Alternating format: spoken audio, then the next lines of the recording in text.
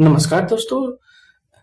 एग्रोरांटो के startup series में आप सभी का हम स्वागत करते हैं। किसान भाइयों, ड्रोन की हालत बहुत ही बुरी हो चुकी है। बहुत ही काम कर करके ड्रोन पूरी तरह से देख रहे हैं, धूल से परत जम गया है ड्रोन के ऊपर। आज हम इसका सर्विसिंग करेंगे और बुकिंग के लिए पूरी तरह से फिर तैयार हो जाएगा। जी हाँ, ड्रोन की भी बुकिंग कंटिन्यू आ रही है, बहुत ही जोर शोर से बुकिंग चल रही है। और इसी बीच ड्रोन पूरी तरह से गंदा हो चुका है। आप सभी देख सकते हैं कि कितना इस पे गंदा लगा हुआ है। एक्चुअली ये गंदा नहीं है, ये जो भी ड्रोन में दवाइयाँ यूज होती हैं उसी का पार्टिकल इसके ऊपर जमा हो जाता है, जिसे बार बार साफ करना पड़ता है। सप्ताह में कम से कम दो से ढाई बार इसका सर्विसिंग और इसे साफ सुथरा करना पड़ता है।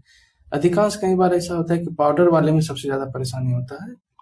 पाउडर वाले जो भी दवाई होते हैं वो पूरी तरह से एक कोटिंग बना लेते हैं ड्रोन के ऊपर, जिसे बार बार साफ करना पड़ता है।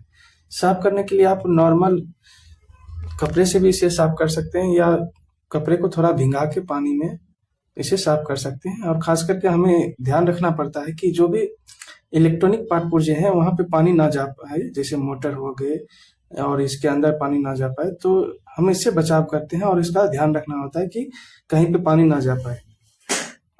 और वैसे जगह जहाँ पे बहुत ज्यादा सेंसिटिव होता है, जहाँ धूल ज्यादा चले जाते हैं, तो हम वहाँ पे छोटे छोटे ब्रश का उपयोग करते हैं। और कई बार ऐसा होता है कि वैसी जगह जहाँ हम पानी नहीं डाल सकते हैं, तो वहाँ पे हम शाइनिंग लाने के लिए खास करके हम डीजल का उपयोग करते हैं। डीजल या और थिनर या किसी भी अन्य प्रकार के लिक्विड का आप उपयोग कर सकते हैं ड्रोन के पार्ट्स को साफ करने के लिए। मोस्टली हम लोग, कई बार ऐसा होता है कि ज़्यादा टाइम तो नहीं मिल पाता है, लेकिन फिर भी जितना टाइम मिलता है उसी में हम लोग कोशिश करते हैं कि ड्रोन को पूरी तरह से साफ सुथरा रखें। और इससे हमें एक पता चल जाता है कि कोई हमारा कलपुर्जा या नट छोटा सा जो है वो कोई ढीला तो नहीं हो गया। कई बार ऐसा होता है कि काम करते करते कुछ नट पुर्जे ढीले हो जाते हैं, तो जिन्हें हम बार बार कसना अनिवार्य होता है। इसी सब में हमें ध्यान रखना होता है कि कोई प्रोपेलर सही से काम कर रहा है नहीं कर रहा है, या उसके कोई पीस ढीले हो गए हैं, या उसमें कोई दरार आ गया है। खास करके हमें जीपीएस पे भी ध्यान रखना होता है। जिसे भी आप देख सकते हैं, हमने छोटे छोटे जगहों के लिए ब्रश का भी उपयोग किया है। ब्रश लगा लगा के मैंने साफ किया है। ये जो हैंडल को कसने के लिए दिया जाता है, इस पे बहुत ज्यादा परेशानी होती है, क्योंकि यहाँ गंदगी ज्यादा जमा होता है। और यहाँ हम ब्रश से ही साफ कर पाते हैं, नहीं तो बिना ब्रश के तो यहाँ साफ करना बहुत ही असंभव कार्य हो जाता है। इसके बाद हम नोजल को भी साफ करते हैं, और मैं आपको दिखाऊंगा इस वीडियो में कि नोजल कैसे साफ किया जाता है। हो सकता है अगर वो रिकॉर्ड में आया होगा तो हम आपको दिखाएंगे कि नोजल साफ करने में कितनी मेहनत लगती है। दोस्तों, कई बार ऐसा होता है कि आपको बार बार इसलिए सर्विस करना पड़ता है कि जब आप पाउडर वाले दवाइयों का छिड़काव करते हैं तो उसके बारीक कण आसपास चिपक जाते हैं, तो हमें बार बार उनको धोना पड़ता है और साफ सुथरा करना पड़ता है। और कई बार तो ऐसा होता है कि वो नोजल के अंदर जमा हो जाते हैं, तो जिससे हमारी नोजल पूरी तरह से स्प्रे नहीं कर पाते हैं।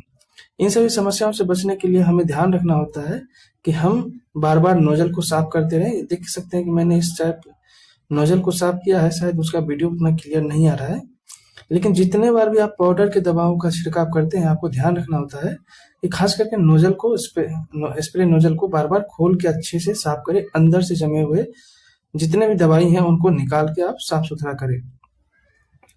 ध्यान में रखने वाली और सी भी बातें ये भी है कि जब भी आप कहीं जाए तो अपना रिमोट मोबाइल, अगर उसमें जो इनबिल्ट मोबाइल है तो उसके लिए तो कोई दिक्कत नहीं है। अगर आपके पास हैंड मोबाइल, उसमें T12 का जो रिमोट होता है उसमें आपको लगाना होता है खास करके अपना मोबाइल, तो उसको उस मोबाइल का उपयोग अधिक ना करे, किसी अन्य बातों में ना करे उसको, मतलब उसमें ज्यादा किसी प्रकार का फोल्डर या ऐप इंस्टॉल ना करे, जिससे आपका रनिंग स्मूथ होगा, आपकी क्लियरिटी रहेगी, कैमरा सही से काम करेगा। क्योंकि कई बार ऐसा होता है कि ज्यादा जीबी स्पेस लेने के बाद हमारा कोई कोई फंक्शन काम नहीं करता है। तो जब भी आप मोबाइल का उपयोग करें तो खास करके इसके लिए एक डेडिकेटेड मोबाइल हो सके तो आप रखें, और अच्छे से काम कर पाएंगे इस तरह से।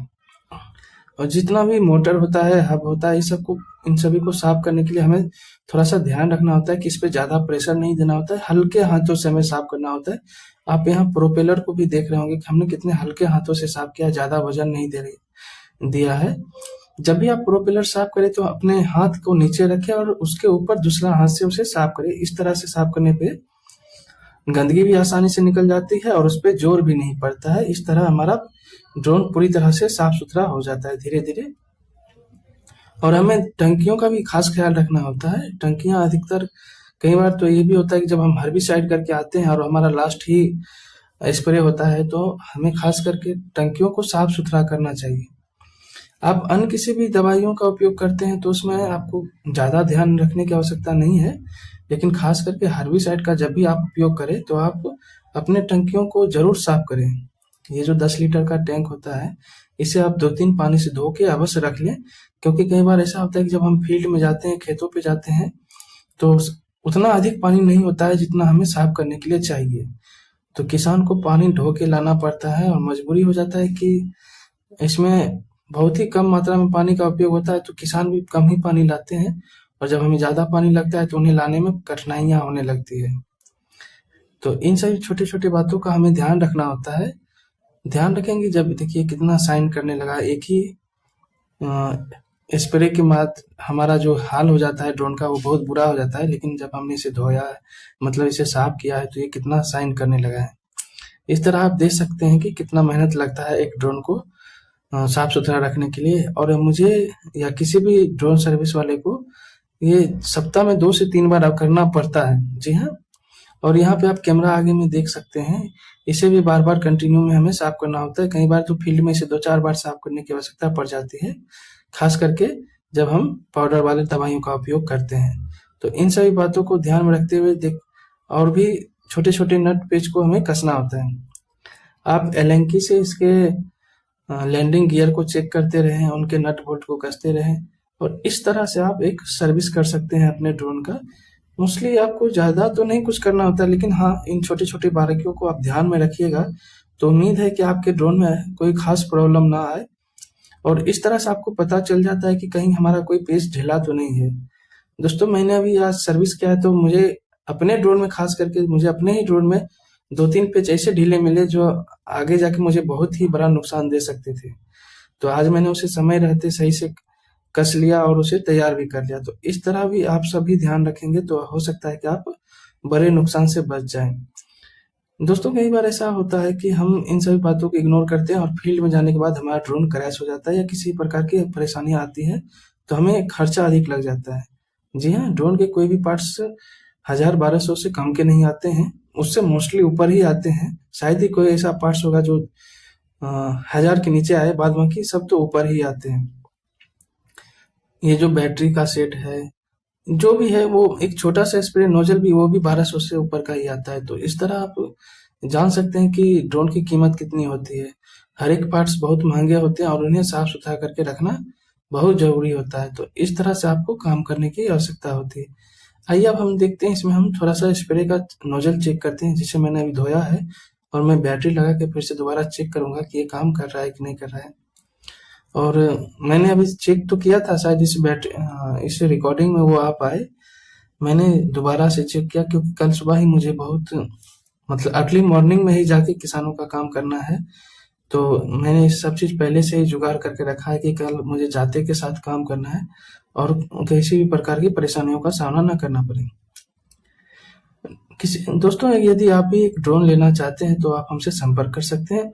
और खास बात ये भी है कि जब भी अगर आपके पास ड्रोन है तो आपको अवश्य ध्यान रखना है कि जब भी आपकी बुकिंग आए तो बुकिंग से पहले आप अपने ड्रोन की तमाम गड़बड़ियों को पहले से ही देख लें, क्योंकि फील्ड में आपके पास ना तो ज्यादा समय होता है, ना ही आपके पास औजार रहते हैं जिससे आप कोई चीज को जल्द से जल्द रिपेयर कर सके। आपको मजबूरन घर ही लाना पड़ता है अपने ड्रोन को। तो इन सभी परेशानियों से अगर आप बचना चाहते हैं तो सबसे पहले अपने ड्रोन को चेक कर ले। देखिए, मैंने बैटरी लगाया है और ये कनेक्ट हो गया है, पावर ऑन हो चुका है। इस तरह से आप अपने ड्रोन को हमेशा सही सलामत रख सकते हैं। और देखिए कितना शानदार चमक रहा है ड्रोन, बहुत ही बेहतरीन। दोस्तों, इस वीडियो को बनाने का उद्देश्य यही था कि आप लोग को बेसिक जानकारी मिले। कई बार ऐसा होता है कि बिना मरम्मत और बिना सर्विस किए हुए हम ड्रोन को लेके जाते हैं, तो एक तो ड्रोन अच्छा भी नहीं लगता है और धीरे धीरे उसके सिग्नल वीक होने का भी संभावना बना रहता है। तो इस तरह से आप देख सकते हैं कि कितना